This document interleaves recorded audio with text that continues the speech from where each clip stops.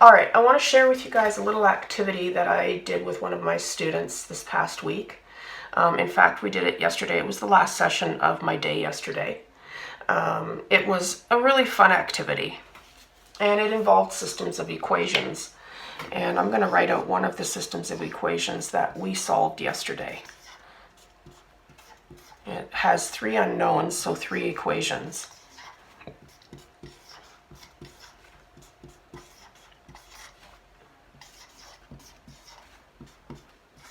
Okay, now the typical way is to write out the symbols and then solve it,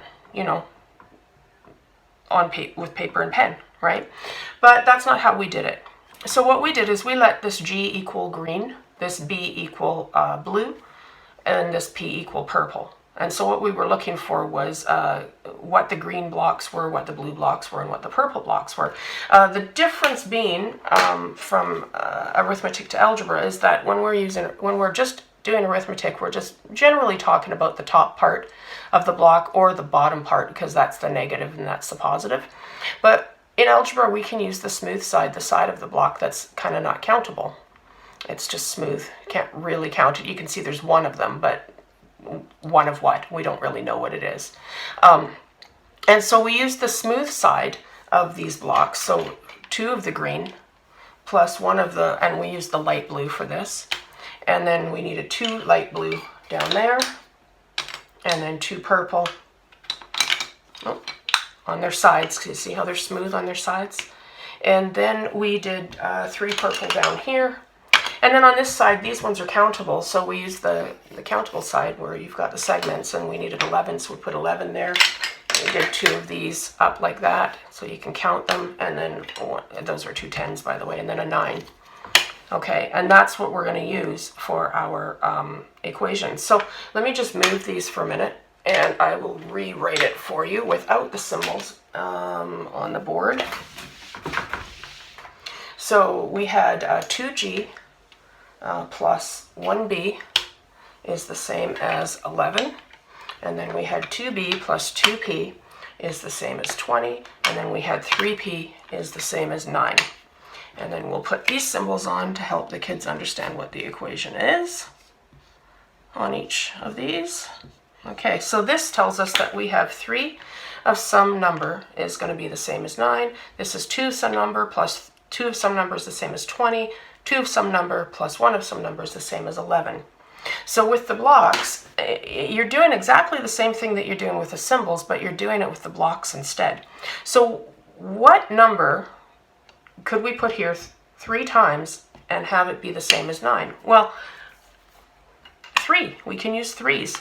So 3 3s is the same as 9.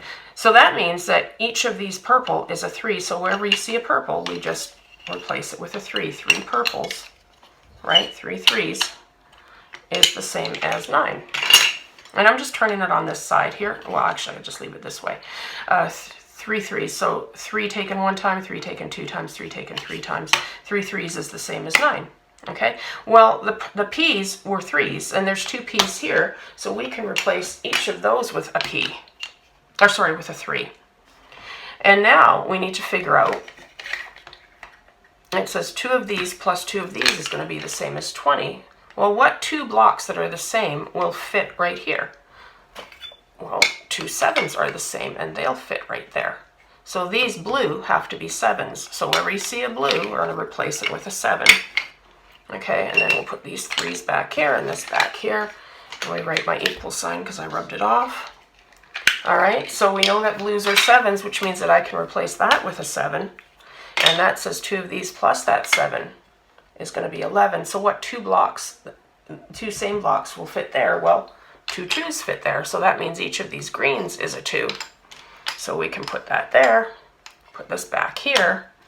Okay, and then to check our work, you know how you punch it in with symbols on paper? Easily just check our work. We just put these by here, like this. Make sure you make your trains like that, these like this. And if they're the same lengths, we know that we are correct. And you can see that we are correct.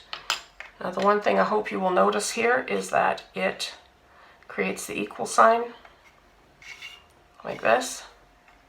Creates the equal sign like that. Okay, now let's just take these out for a minute, and I am going to show you a little bit of how to play this as a game, and also how to make it so it's not intimidating for your students, because sometimes when students see the symbols, they kind of get intimidated. Some of them even freak out a little bit. And so we can do this instead. We can use boxes like this as our symbols. See, 2G, 2 green, plus 1 blue, 1B, and then 2B, plus 2P,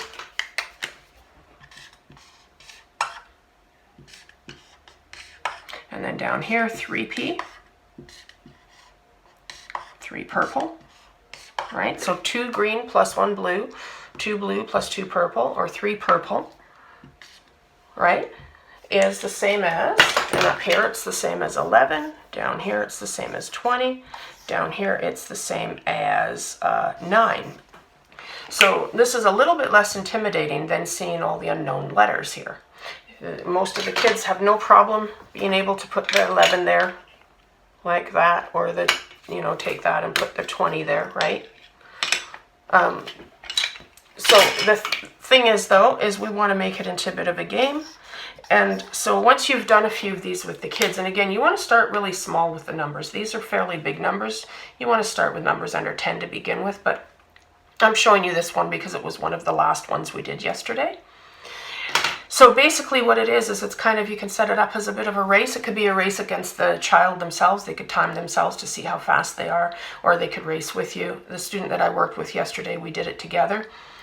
We raced with each other, and for every point that she got, if she won, she would get a point. Then we would spend some time doing something after our session that she enjoyed doing, and we ended up playing a fun video game online together. She's way down south and I'm way up here north, and we were able to have some fun after the session. Totally non-math related, but still building connections. All right, so basically once they understand the concept, then it becomes a race, okay? So we have 2 unknowns. There we go. Oh, make sure they're on their sides. Now I'm actually not that fast today, and depending on the student, I might be even slower, I might be faster. It really depends on who the student is, but I'm just kind of showing you how it works. We need 11 here, we need 20 here, we need 9 here. And then, oh, I know that those are 3s. How fast can I do this? Now this is really slow. I'm showing you in slow motion, but I'm hoping that you can see this. So, oh, that has to be 7s. Oh, that has to be a 7, and there's 4 left there, so those have to be 2s. Can I check my work? Make sure I'm right before I say I am done. Right, and they don't have to check their work first, they can check it after. But I'm just showing you that this would be a step of checking their work. Make sure it creates the equal signs. If it does, they know that it's correct. They don't need you or me to tell them that they're correct or incorrect. They will see it. One student did this accidentally, and she didn't line them up to check. So she went like this, thinking that that was that, and then she realized, oh no, I totally messed up. Like, it made everything else incorrect. Right, and isn't that what happens? You make one mistake in your problem. If you started at the beginning and you make a mistake, it makes everything else incorrect. So this is a real good self-check. So when she got down to here and she did her self-check, she was like, oh no, I got it wrong. But she knew she got it wrong. She didn't need me to tell her. And that's not any different than when you do it on paper, where you go 3 times 3 equals 9 with your symbols. So this is a really fun game. And a fun activity. I encourage you to build on it. I'm probably going to be putting up some problems in Teachers Pay Teachers at some point, but you've already got the video to know how to play it, so I'll be putting up some problems for you guys to download that you can use with the blocks. Look similar to this possibly, or it might just even be the actual equations and then with a key for what color blocks they are, and then you guys can do them yourselves. So I'm going to leave it at that. I'm going to wrap it up there.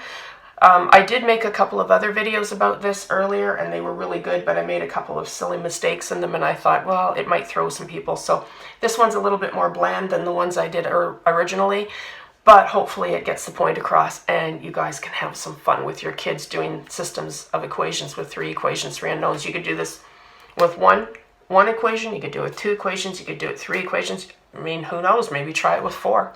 You know, challenge yourselves once you get the hang of this. Okay, so big concepts, small numbers.